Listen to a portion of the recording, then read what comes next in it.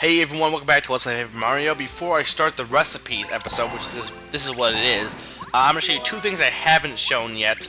This is where you get apples in crates in Boo's Mansion. I'm not sure if you can go back there and get them again, but you really only need apples for like one thing. And if you give something that Tasty made, I'm not sure if it has to be a baked good or not. Though I know the meal thing wasn't a baked good, but you get a melon from this guy, the yellow Yoshi. You only need a melon. You'll need melons if you want to get all the recipes. Again, someone said somewhere it says cake mix, but the one thing was not made with cake mix.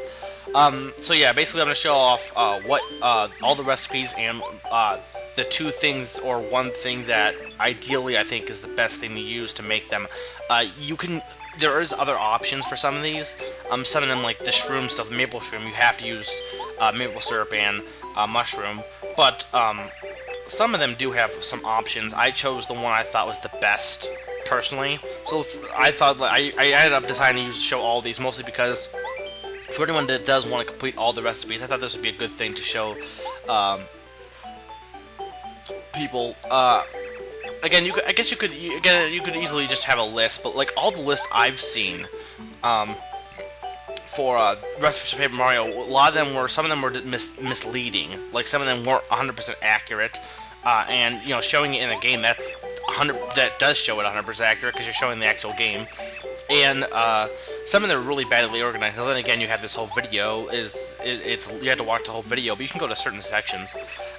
There's not really any order to the way I do the recipes, just the order that I did them in. And this is all the recipes, not just there's some I've already done technically, but I'm showing them all off.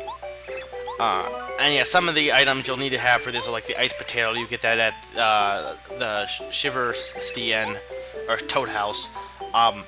Besides the melon and apple, I'm pretty sure I've shown every single other item off that you can use, like dried pastas you can buy in Dry Desert, or Dry Outpost rather. So yeah, this whole video is just gonna be in spaghetti. This whole video is basically just gonna be recipes. So if you don't want to watch this, then don't. But I'm gonna start ranting. I'm getting to the point of being done with Pokemon Soul Silver. I'm at the point right now that I have all of the badges for both Kanto and Johto. There's still a ton of stuff I have to do, of course. I'm actually hoping to try to attempt to get a full, a living Pokédex. Like, not just have every Pokemon caught. I want to actually own every Pokemon. Like, you can go in my box and see every single Pokemon ever. So I'm trying to get that. That's gonna be pretty time-consuming, but there is. I'd argue that at this point that Pokemon Soul Silver and Heart Gold for that matter, but I'd argue they're the best Pokemon games to date. I mean, that's arguable, but like Red and Blue, I really liked that they were really nostalgic, personally. But the thing I really like about Soul Silver, and I definitely say it's better than the original, because it improves upon a lot of things. Like, the thing was, Kanto in the original was really, I like the whole concept, but it was really crappily done. In this game, it's done much better. Again, it's not perfect, but again, I think it's done much better than it was in the original. And there's so much to do in the game, almost too much. But I don't know. I'd argue that Red and Blue was great.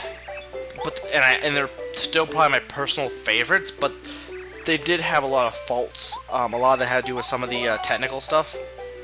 Some of it not though, maybe. But I don't know. I just think there's so much in Pokemon Soul Silver. I'd argue that it's probably one of the better ones. The Advanced generation never really. I don't know. There wasn't that generation really wasn't that appealing personally. Diamond and Pearl is decent. But I don't know, I'd definitely say that Heart Gold and Soul Silver are better than Diamond and Pearl.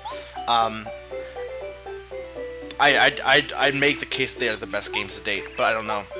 Because again, there's a lot to do, but there's also, I don't know. The other thing I like is the fact that you can technically, to my knowledge, without owning any other games, you could technically get almost all of the Pokemon, besides some of the legendaries and some of the Diamond Pearl Pokemon. To my knowledge, because like because even without using the PAL Park from the advanced games, to my knowledge, I think you can technically get almost all the Pokemon without trading. Not counting evolution trades and not counting some of the legendaries, which is pretty, you know, I think that's pretty nice, because that's the one complaint I've had with it, is they put such an emphasis on trading, and with the advent of online, it's become a little easier.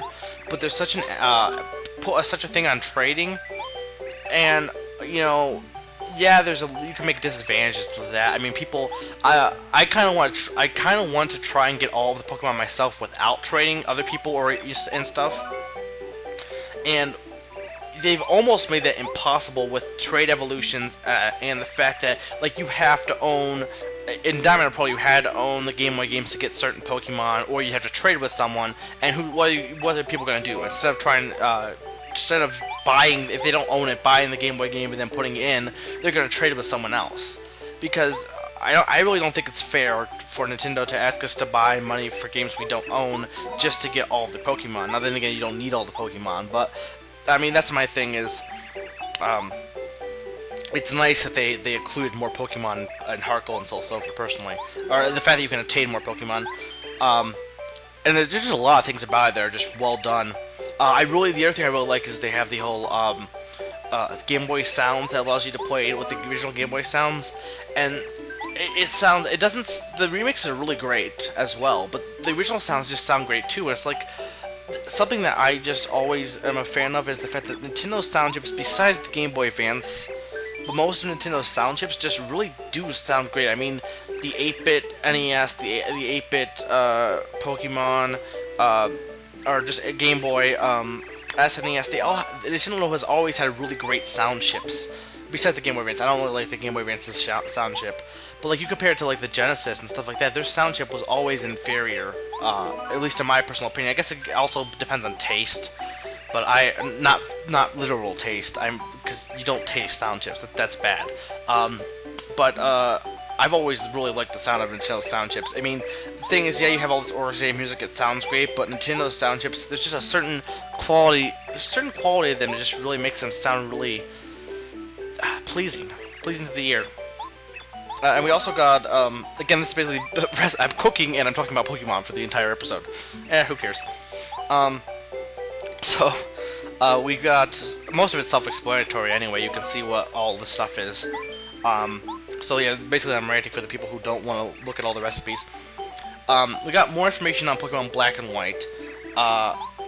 Not a ton more, mostly just pictures, and there's a whole 3D quality to like the buildings and stuff. And one of my friends was like, this is the stuff that kind of surprised me. Like, he was like, this stuff, it looks really ugly. And I'm like, okay, you're talking to the guy who is very against 3D and really likes 2D 8-bit, and yet I find it pretty cool how they're doing that. And that's the thing I find ironic, is the stuff that I'm really adamantly against a lot of 3D stuff being the advent of everything. You know, everyone, 3D, I really don't like the people who do that. I personally like more 2D, and yet I said that I found that interesting the way they're doing it, and I think it looks pretty cool. I do. The building's standing up, and I find that pretty interesting, and really, besides the city, most of it doesn't even look that much different than how it already is. Really. I mean, that's about all they did was make the city look, look like you can actually go into it, like an actual city. We haven't really found out much more. There's a few pictures, most of it just being the city, and it does look a little, the style is a little bit different than the other ones. Supposedly there's a ton of, there's going to be some, you know, changes that haven't been done in this series before. I'm not sure what those are, though, at this point. It'll be interesting to see what they exactly are, though. The changes. Because Pokemon, it's a series that really would be nice to have a change of pace, and yet it works. It works just by adding slight changes or slight things. They can keep the same formula, and it's still enjoyable. And that's really, I mean, that's the thing. It's really hard for a series to do that, and Pokemon succeeds, and we still buy the games, and we still love the game or series, even though essentially it's the same game over and over.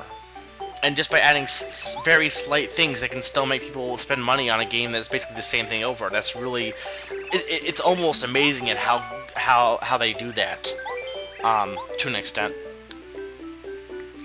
But yeah, I've always loved Pokemon. Like, recently I've gotten a bad habit of, this computer lab where we do a work for animation, and my friends and I hang out down there sometimes, and we've basically just been watching episodes of the old Pokemon shows, stuff, some from Johto, actually some of the movies, all night long, basically, while doing some work.